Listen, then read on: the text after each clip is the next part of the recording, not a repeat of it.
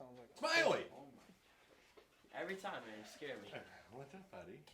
What's up? We are back for another weekly podcast here at the Mountain Right. Bike Shed in St. Louis, Missouri, in the municipality of Eureka, out by Six Flags St. Louis. A very wonderful place where people have a lot of great times. Greensfelder's right behind Six Flags. You can hear people screaming on the roller And coasters. scream while I fall. Yeah, so we just got wrapped up. There was a couple enduro races the last couple weeks. You actually missed the last podcast because you were in the last podcast because we talked about your crash. It was last. Okay, either or. So we've got a break for the next weekend or two here, and then April 30th is the Chubb Enduro. That was the first enduro race in the Missouri Enduro Series back in 2020. 2 days before the COVID lockdown struck. So we just barely got in the first ever Chubb Enduro. It's back. I think this is the third year now. Might be the fourth even. I think third. Third.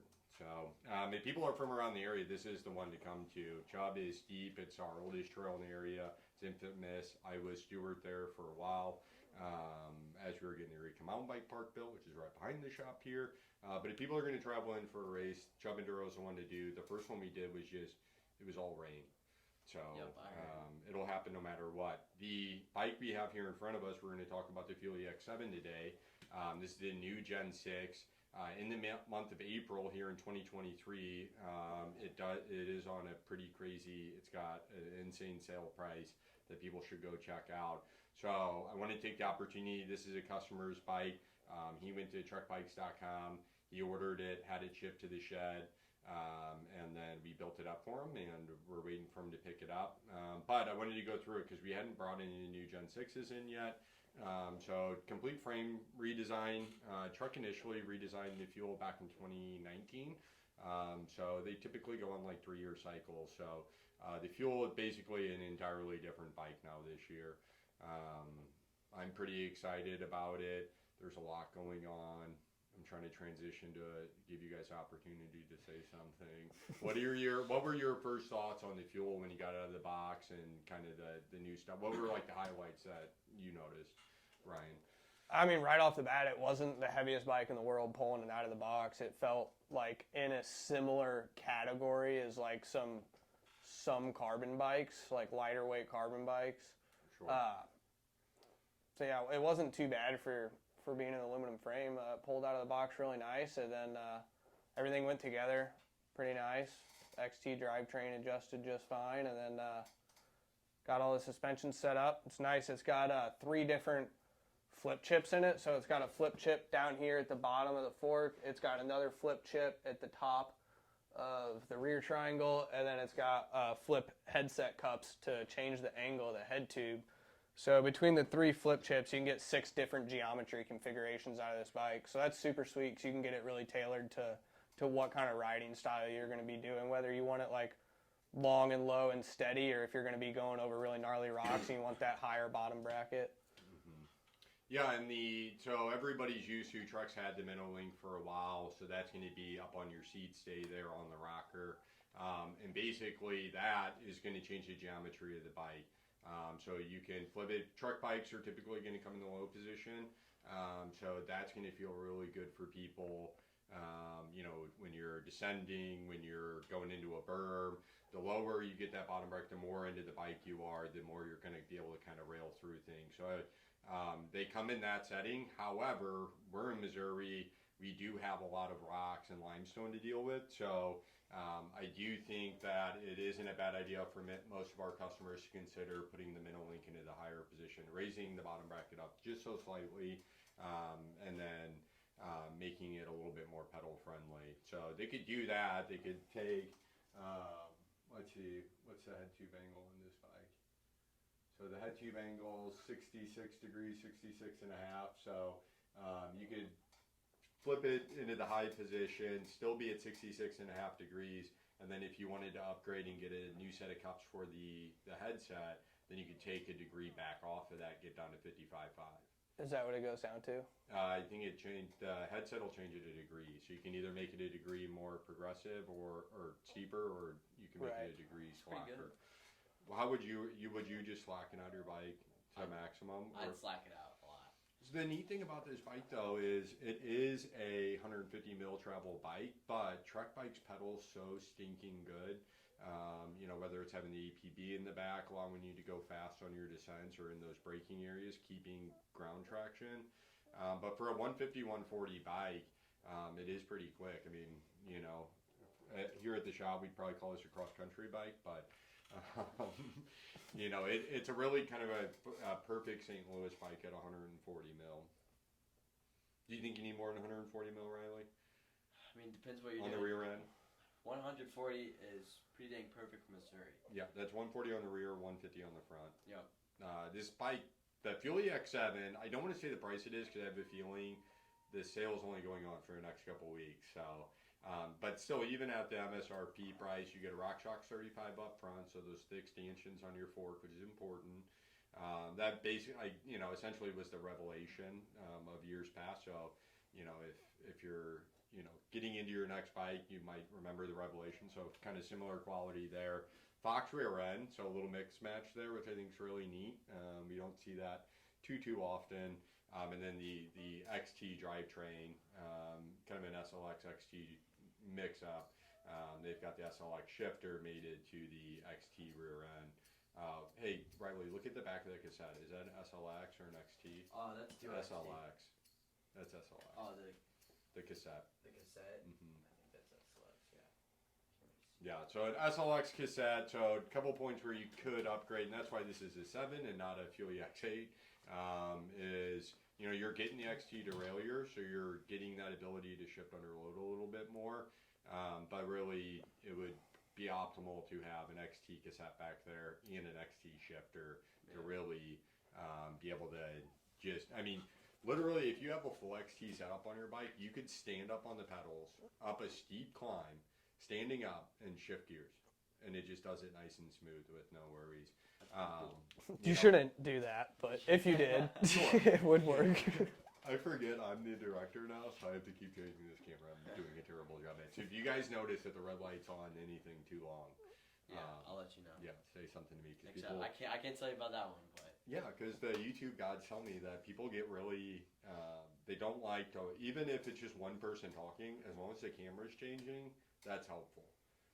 Now, I personally just play YouTube and then set my phone down and walk away from it, so I don't really watch, except for then somebody will say, look at this, we're like. Then you start sprinting back to your phone. Yeah, and we need like an actual producer, you know that?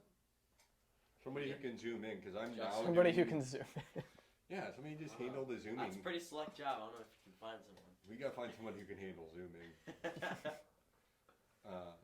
Yeah, and you guys notice Linda down there in the bottom. But anyway, so on the Fuelie X7, you get the rapid drive hubs from Trek, which is awesome. So you're gonna have great engagement at 140. You're getting XT shifting, which is great.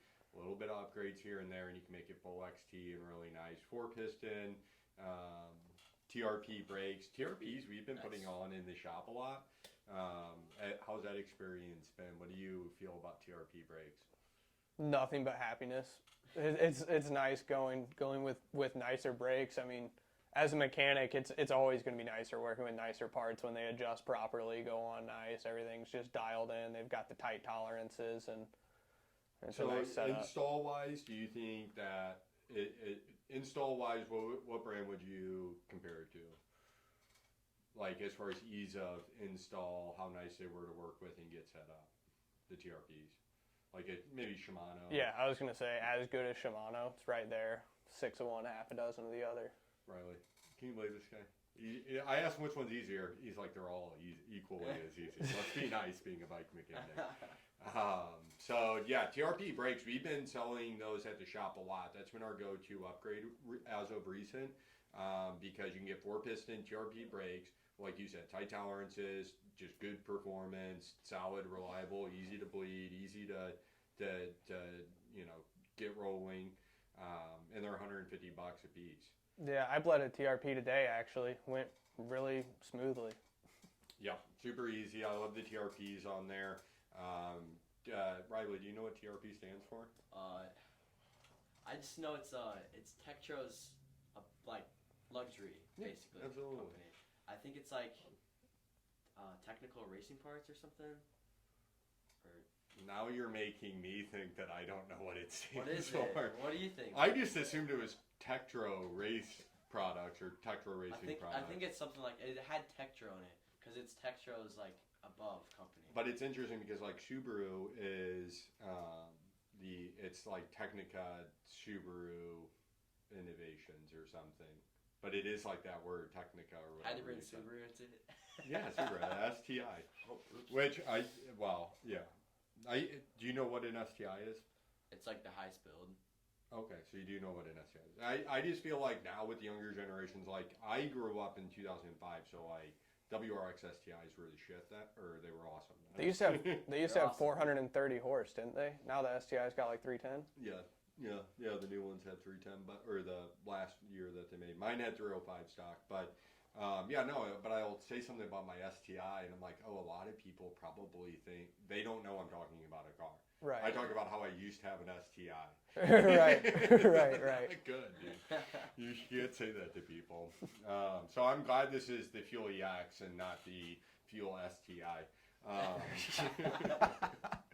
But no, it is funny that it's a Fuel EX. So like I always, when I was younger, man, and before I owned a bike shop, anytime me and a girlfriend would break up, I would order like either I would get a new bike or I would like get like that part I've really been with me like at the time. Like the last thing I remember doing that was a big part was a dropper post because that was 2016.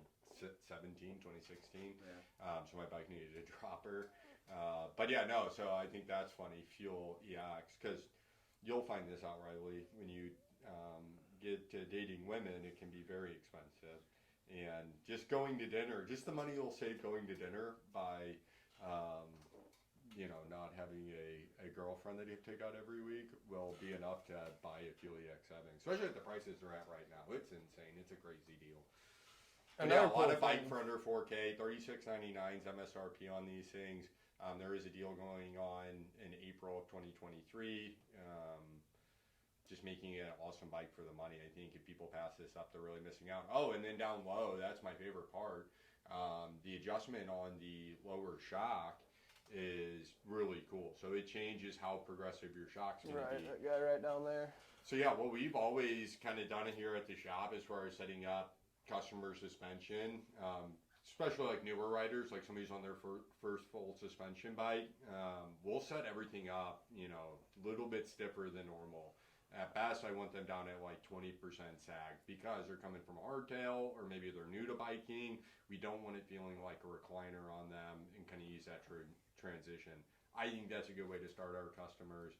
So a lot of times we'll kind of add 20% to whatever the recommendation is. And then B, I think our trails kind of, you need that little bit stiffer pedaling or whatever it may be. So anyhow, we do that, but it'll be interesting to see how customers kind of react when these, I feel like, especially if we set the rear shock up at the more progressive setting, if that would help eliminate the need to overpressure the can on the rear based on your weight. Yeah, maybe a little bit. I think another thing that's cool they finally brought to the aluminum models with the Gen 6, I believe, is the integrated frame storage in the down tube with that little lever where the water bottle cage comes off. You can fit a flat pack and everything in the down tube. So that's super sweet that they're finally bringing that over into aluminum models rather than just on the carbon. Yeah, and along those lines, I'm not going to have Riley grab a camera. Well, take that off. Take that cover off. I wonder if people will be able to see. You can't see in there, darn. Pull the bag out. Yeah, there we go. So the other nice thing that Trek did with this frame is for all your cables, there's actual channels for them now. So you're not going to hear the cables banging around. Or Trek solution previously, there was that zip tie on the bottom side of the down tube. You just zip tie your cables together. Now they have their own tracks, which makes changing your cable and housing a lot easier than it was on the Gen 5s or bikes that don't have that. So that, I think, is a big plus. I think, especially from a mechanic standpoint, you would enjoy such a thing. Yeah, for sure. Not having to get out the Park Tool internal routing kit. So I like that zoomed in view, but in the zoomed in view, you can't see anybody. Yeah. That's right. We're going to cut Riley off camera. Thanks. But yeah, I think it's a neat bike, 150 mil travel. The price that it's at now is so sick. If people are missing on that, they're definitely missing out. And then, you know, I think it's a really good bike for the area. I like it. It's solid. Bontrager tires are good. Yeah, they just teamed up with Maxxis. Yeah. I think. Yeah, pretty sure. So Bontrager tires are now like trickle down Maxxis tires. Yeah, tread patterns definitely feel the same, and I can tell you there's a notable difference. We didn't used to carry Bontrager tires in the shop, even as truck dealers, up until I guess it was about a year and a half ago. The XR4s, XR5s, SE6s, they all got a redesign. Yes, they appear to be, the tires are made somewhere entirely else, so the tires have a very similar feel to Maxxis tires. So I don't work for Maxxis or Bontrager. We do sell their stuff, so I'm not privy to any information, but I would say that they ride very similar. If you turn that tire, well, and people can see the front tire, turn the front of the tire towards the workbench there. Yep, so you can see that tread pattern's very similar to a Maxxis tire that we all know very well. So, looks like a Minion. Exactly. It's XR5s on these. The SE6s kind of look more like an Assegai. But yeah, so I would recommend people check those out.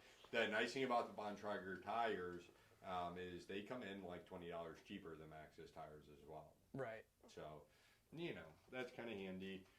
Riley, anything else that we need to discuss about I'm going to move the Zoom over to you. Oh, thanks. So anything else that we need to know about the fuel? What were your thoughts on it? Would you buy this bike if you didn't have a bike? I was actually looking into it. So I was looking at saw the new update, thought it was really cool, especially that you can change so much. Also, it's coil compatible, so which Trek did not offer before. So now it is coil compatible, and I think you can put a 27 on 27.5 on The the camera rear. was on me the whole time. Oh, come on, Adam. I'm telling you, we give need me a guy some who can showtime. zoom. I'm not that guy. And I think you can do a 27.5 on the rear to do a mullet. Sure, you could do that with any bike. Yeah. So that should be cool. We looked at the Remedy, the Slash, and the Fuel. Now the Gen 5 Fuel, not this one. Yeah. And when we looked at all the geometry chart, the chainstays were the same length on all three of those bikes: the Remedy, the Fuel, and the Slash. That's interesting. That's interesting. That's what we said. It was very weird. I wouldn't doubt it. Maybe Trek found that sweet spot and just kind of went with it. Yeah, chainstay length on these is 437. So, yeah. Holy moly. Their geometry chart's so much to look at now. Goodness. Oh, yeah. But yeah, if people want this bike and they live here in St. Louis or anywhere nearby, then they could go on truckbikes.com, order it, send it to the shop, and it means the same to us. So feel free to do that. Or people can go on mtbshed.com. I don't have the sale price listed on my bikes or on my website for these bikes, so you'll need to check Trek for that. But we do have other products on there. Plenty of cool stuff. No watches yet. No watches yet. Riley, are you wearing a watch today? Garmin Phoenix 7. All right. How's that been going? It's actually been going great. Yeah. I do love the fact that every time I get to wake up, it's like you slept terrible. I'm like, oh man. But it does give you a lot of sleep insight, and that does help with training readiness, and then body battery. All that stuff's really cool. Especially my favorite one is while you're in like running or mountain biking, you can see your heart rate and what level it's at. So if I could go, oh man, I need to calm down for a second, or oh, I need to get warmed up for this stage before I go drop on this hard stage, I want to be at like 90 beats per minute. You know, you want to get warmed up, so I try to get it 130 every time I drop down. So it's pretty cool to like pace yourself with too. Yeah. All right. Well, anything else going on this week that anybody feels that people should know about mountain biking? The weather's been beautiful. The shop has been insanely crazy. We We've been really busy. People have been ordering bikes been taking advantage of the truck sale. Yeah, I've been suspension. building a new trek bike for someone almost every time I'm in here. Which feels is like, nice. and it is nice. Yeah, just start every day off with a nice build. Yeah. Well, and because we hadn't really sold any truck bikes over the last 8 months, so it's nice to see them coming through. But yeah, and then we have the Jameis bikes here as well, so people can come check those out. We're selling a lot of just kind of little stuff. I think everybody's getting back riding, so they're coming in. They're getting Tifosi sunglasses. They're getting water bottles. They're getting they're getting socks. They're getting jerseys. Everybody's kind of getting that beginning of the season stuff. So good to see everybody in here. We are giving away a Garmin 55 this week because wearing a fitness watch when you're mountain biking or a sports watch from Casio or a G-Shock, also available at the Mountain Bike Shed, is really catching on in the bike community. A lot of people are excited about the watches. They're buying them. They're looking at them. They're talking about them. I'm seeing more of my customers come in with watches on, which I don't know if they've always been doing that. I just never noticed, or maybe now that they know that we have the watches here, they wear maybe their favorite watch, and so we can talk about it. Yeah. But that's been fun because I think since you're into watches now, like if you say you get a white Honda Odyssey, and then you're just like, oh, I never knew there's so much white Honda Odysseys. You know what I'm saying? I just feel like it's kind of like that. Yeah. I don't know. I have been noticing a lot of fitness watches on people as well. So that's good. We have a wide range of Garmin fitness watches here. Connect with your phone. Yep. Dave from Byerly, if anybody goes to the Enduro races, knows Dave. He just picked up a Vivo Move. It's like a crossover watch. Just base level, $179. It uses connected GPS. It does a lot of different. It gives a lot of different metrics. It's got a heart rate sensor, and then it's got actual analog hands. Because I think that's important. But anyway, buy Fuel X5. Come by the shop and see us. We've got Fuel X, or buy a Fuel X7. We have Fuel X5s here on the floor, so we can make sure we dial you in on the right size. So don't just go willy-nilly ordering a bike online. Come see us at the shop. We can order it for you as well to make sure nothing gets messed up, make sure it gets here good and quick for you. So come in and see us if you want. If you don't, and you know what size truck bike you ride, I guess you'd be fine. But it is a new frame, so, I think it'd be important to know what size you are. Yeah. Should we finish it off with a hub sound test? Put my mic up to it. Sure, let's do it. Let's see what this guy sounds like. Hold on, Pretty reassuring sound. I like it. 124 POE. All right, well, that's all for this week's podcast. Tune Yep. in next week, same time, same place. Go to Mountain Bike Shed. Yep. Go to Wheels Up. Go to Loki events. Yep. Yep. Yep. Ride bikes in Eureka. It's where all the best trails in St. Louis are. Yep. I just started riding at Bluffview a couple days ago. Come on. Yeah, I mean, I went up there with a buddy a while ago, and then I finally took it upon myself to go out there and really spend some time getting the feel for it. It's fun. I like that berm transfer down in the lower section. If you get most of the way through Packwood Flow, and then it's got a downhill berm into a step up. Yep. If you break off the trail, you can drop in from a different trail and jump berm to berm into that downhill one. That was super fun. That was on the Zombie Wood race. That happened 2 weekends ago, I think. But it was cool. I got volunteered that. That was fun. I sent that one deep and bottomed out the 170. No, the one, oh man. A lot of guys, they'll hit that into the berm, and then when they don't slow down for the step up, Yeah. they hit it into the corner out of it. Yeah. And it's just man, it's so bad, but it's fun. Yeah, that step up after that, I was wishing that would have a triple option. So I was sending that so deep.